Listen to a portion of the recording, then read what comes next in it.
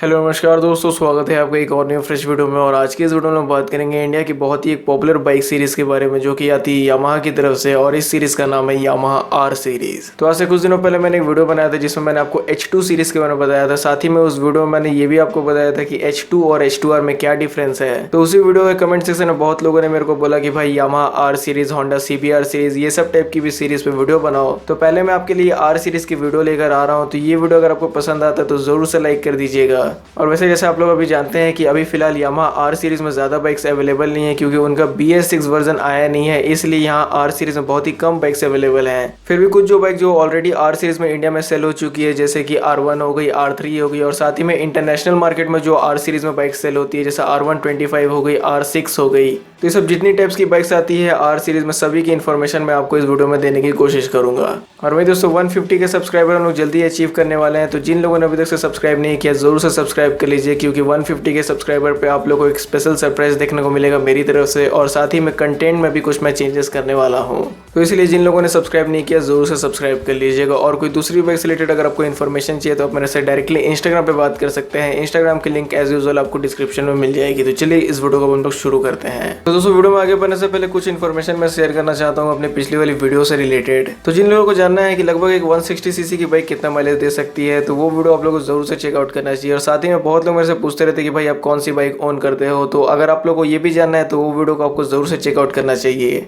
वैसे भी वो जो मेरा वीडियो था पहले एक टाइप का मोटो व्लॉगिंग वीडियो था, तो वो वीडियो आप लोग जरूर से चेकआउट करिए। काफी ज्यादा एफर्ट्स लगे थे उस वीडियो को बनाने में, लेकिन उस वीडियो का जो रिस्पॉन्स है बहुत ज्यादा कुछ मेरे को खास नहीं मिला, जैसा कि आप अपनी स्क्रीन पे उसके व्यूज देख ही सकते हैं। तो इसलिए अभी तक से जिन लोगों ने वीडियो को चेकआउट नहीं किया जरूर से चेकआउट कर लीजिएगा। ऊपर आई बटन पे आपको लिंक मिल जा रही होगी और नीचे आपको डिस्क्रिप्शन पर भी लिंक मिल जाएगी। तो एनीवेज अब इस वीडियो को शुरू करते हैं। तो दोस्तों यहाँ पे यामाहा आर सीरीज की पॉपुलर बाइक्स पे बात करने से पहले यहाँ पे मैं आपको ये बताता हूँ कि पूरे ग्लोबल मार्केट में यामाहा आर सीरीज में कौन कौन सी बाइक अवेलेबल है। तो यहाँ पे जो फर्स्ट मैं बाइक में आपको बताने वाला हूँ, ये जो बाइक है इसके बारे में शायद बहुत ही कम लोग जानते होंगे, और वहीं इस बाइक का नाम है यामाहा R50।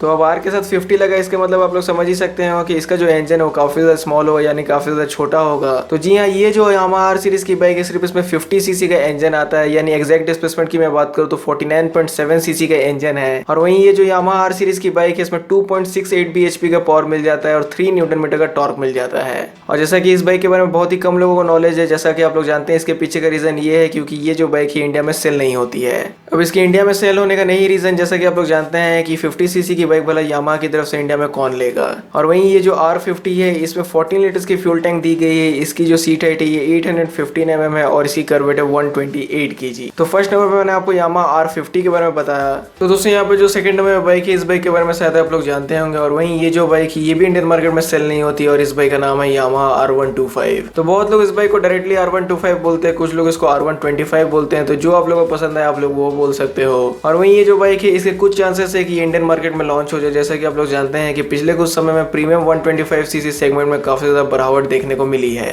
तो वैसे आप लोग कमेंट सेक्शन में जरूर बताइए कि ये बाइक अगर लॉन्च हो जाती है तो आप लोग इस बाइक को लेना पसंद करोगे कि KTM RC 125 को लेना पसंद करोगे। तो इस बाइक का जो इंजन है वो 124 सीसी का है, और वहीं इसमें आपको 14.8 bhp की पावर मिलती है और 12.4 न्यूटन मीटर का टॉर्क मिलता है। ये बाइक आती है 6 स्पीड गियर बॉक्स के साथ। और वहीं इसकी जो करवेट है 140 kg, इसकी जो सीट हाइट है ये 825 mm है, और वहीं इसकी फ्यूल टैंक कैपेसिटी 11.5 लीटर्स की। यामाहा ये जो बाइक है इसको इंडोनेशिया और थाईलैंड जैसी कंट्रीज में सेल करती है। अब यहाँ पे जो थर्ड नंबर बाइक है हो सकता है कि ये जो बाइक है आप लोग में से बहुत लोगों के पास होगी, और वहीं यामाहा आर सीरीज की बहुत ही पॉपुलर बाइक की एक मॉडल है, और वहीं इस बाइक का नाम है यामाहा R15S। यामाहा R15S जो है ये उन लोगों के लिए डिजाइन किया गया था जो कि अपनी R15 को चलाना चाहते थे पीछे पिलियन के साथ। तो जैसे कि आप लोग जानते हैं कि पुरानी वाली जो वर्जन 2 थी, वर्जन 1 थी, उनकी जो पिलियन सीट हाइट थी वो 5th फ्लोर पे थी। इसलिए यामाहा ने सोचा कि जिन लोगों को अपने पीछे पिलियन बैठाना है तो उन लोगों के लिए भी कुछ उपाय किए जाए, तो R15S को लॉन्च किया गया था। इसकी जो लास्ट एक्सशोरूम प्राइस थी वो 1,16,000 रुपीज थी, और इसमें जो इंजन था वही वाला सेम इंजन था जो कि R15 वर्जन 2 में यूज किया गया था।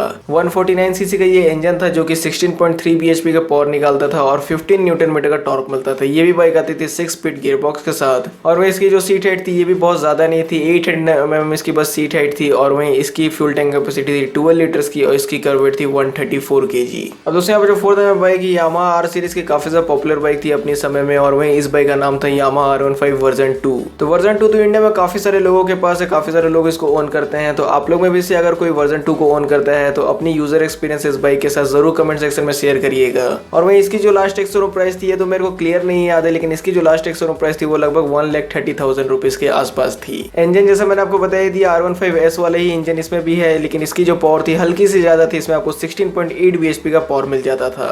बाद बाकी जो टॉर्क और गियर बॉक्स है आपको वैसे ही देखने को मिलता था। इसकी कर्वेट थी 136 kg और इसकी भी जो सीट हाइट थी वो R15S जैसी 800 mm की ही थी। अब दोस्तों फिफ्थ नंबर पे जो बाइक है ये R15 सीरीज की वो बाइक है जो अभी भी आपको सेल पे मिल जाती है, और R सीरीज में जैसा कि आप लोग जानते हैं कि सबसे ज्यादा पॉपुलर अभी यही बाइक है। तो फिफ्थ नंबर पे यामाहा R15 V3, और R15 V3 के बारे में ज्यादा बताने की जरूरत है नहीं आप लोगों को। ये जो बाइक है ये अभी आपको ऑन रोड में मिल जाती है, तो इसकी एक्स शोरूम प्राइस मैं आपको नहीं बताता हूँ। ये जो बाइक है ऑन रोड में आपको मिल जाती है लगभग 1,70,000 रुपीज में, और वहीं इसमें आपको 19.3 bhp का पावर मिलता है, 15 न्यूटन मीटर का टॉर्क मिल जाता है इसके 155 cc इंजन से। इस बाइक की कर्वेट है 139 kg, इसकी फ्यूल टैंक कैपेसिटी 11 लीटर्स की, और उसकी जो सीट है ये 815 mm है।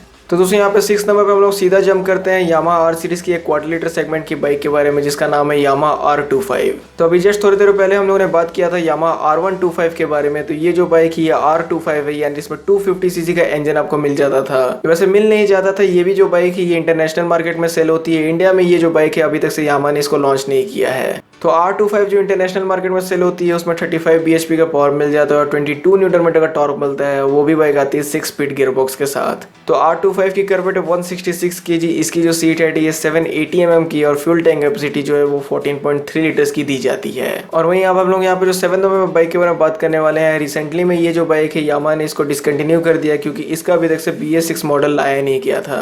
तो 7 नंबर में हम लोग बात करें यामाहा R3 के बारे में। वैसे R3 जो ये परमानेंटली इसको कंपनी ने डिसकंटिन्यू नहीं किया है, नेक्स्ट ईयर इस बाइक का आपको BS6 मॉडल देखने को मिल जाएगा।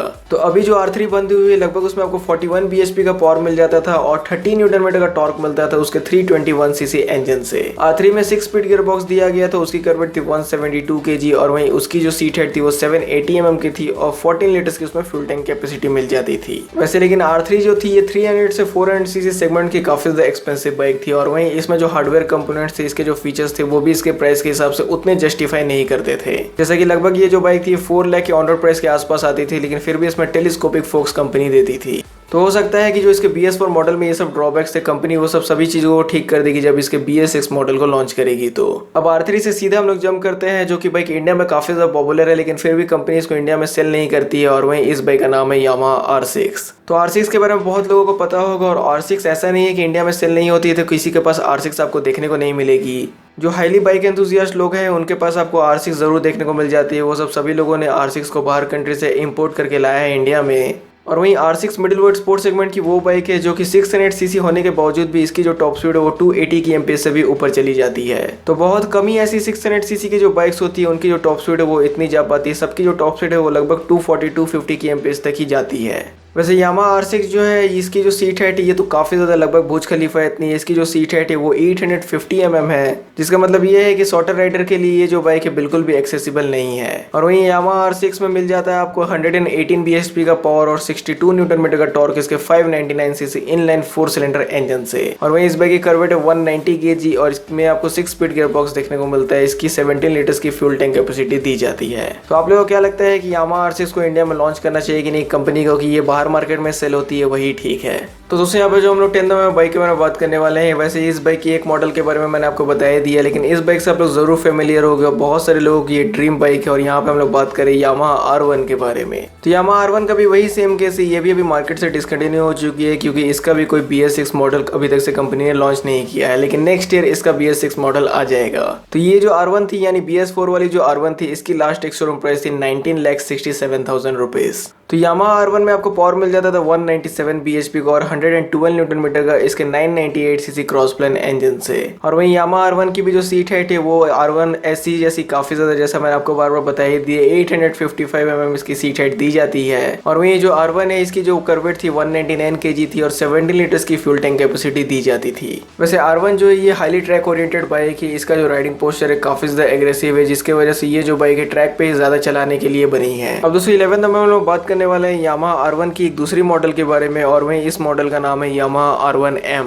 तो R1M के बारे में भी आप लोगों में से बहुत कोई जानते होंगे, और वहीं यामाहा R1M जो है काफी ज्यादा रेयर बाइक है, बहुत ही कम आपको इंडिया में देखने को मिलती है। R1 तो आपको देखने को मिल भी जाएगी, लेकिन R1M उतनी आसानी से देखने को नहीं मिलेगी। तो दोस्तों जो सबसे पहला डिफरेंस है वो ये है कि R1M जो ये पूरी की पूरी ट्रैक ओरिएंटेड बाइक है, और वहीं R1 जो है वो ट्रैक ओरिएंटेड बाइक तो है, लेकिन साथ में अगर उसमें आप थोड़ी बहुत ट्यूनिंग कर दोगे तो उसको सिटी में भी चला सकते हो। अब ऐसा नहीं है कि R1M को आप सिटी में नहीं चला सकते हो, इसको भी चला सकते हो, लेकिन ये highly track oriented focus bike है। और वहीं जो स्टैंडर्ड वाली R1 है उसमें आपको full carbon fibre body work नहीं देखने को मिलता है, लेकिन R1M जो है इसमें आपको full carbon fibre body work देखने को मिलता है। और कार्बन फाइबर क्या होता है इसके बारे में बहुत बार मैंने आप लोगों को बता रखा ही हुआ है। और वहीं जो दूसरी बात है जो R1M को अलग बनाती है स्टैंडर्ड R1 से, वो ये है कि R1M में आपको काफी सारे इलेक्ट्रॉनिक फीचर्स मिल जाते हैं। तो वैसे ये सभी फीचर्स मैं अभी यहाँ पे डिस्कस नहीं करने वाला हूँ, क्योंकि वीडियो काफ़ी ज़्यादा लंबी बन जाएगी। एक बार यामाहा R1 फिर से लॉन्च हो जाए तब हम लोग डायरेक्टली कंपेयर करेंगे यामाहा R1 और R1M में आपको क्या क्या चीज़ें अलग देखने को मिल जाती है। तो अगर आपको वो वीडियो देखना है, अगर आप चाहते हो कि मैं उस वाली वीडियो को बनाऊँ तो कमेंट सेक्शन में ज़रूर बताइएगा।